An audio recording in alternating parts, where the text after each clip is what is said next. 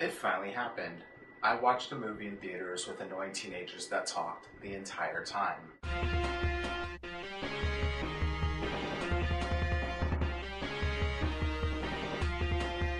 Insidious Chapter 2.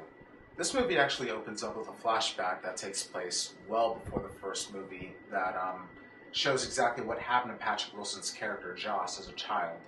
And you see a younger version of some of the other characters, and I was really impressed with how well they got it. Like, Josh's mom and Elise in particular were pretty spot on.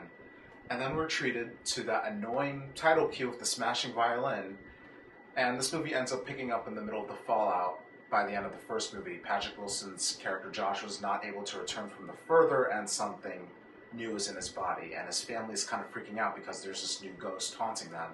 And poor Rose Byrne, who's just freaking out during this whole movie.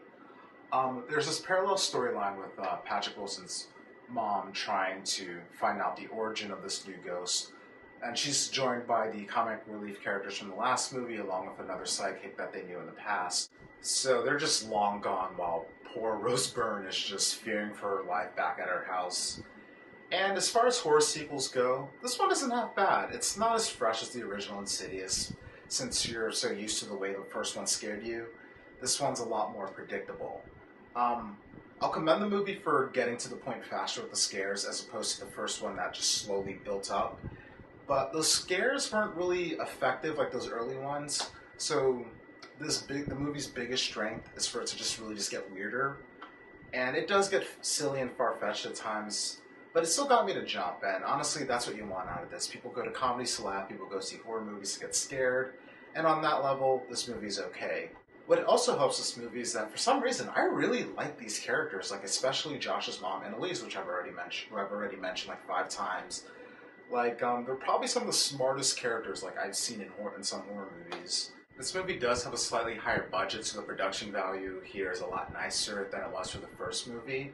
But if we're to move on to negatives, I would say that my biggest issue with the movie was probably those annoying music cues, like especially in the beginning. Like, it wasn't scary, I was just trying to cover my ears the whole time.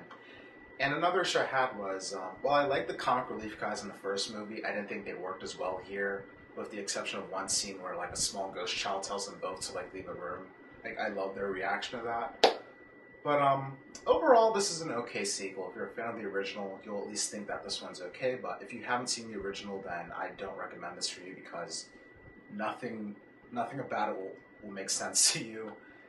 So that's my review of Insidious Chapter 2. Sorry it's up a week late, but if you've seen this movie, please tell me what you thought of it in the comments section. And if you like this review and you want to see more, please subscribe. I'd really appreciate it.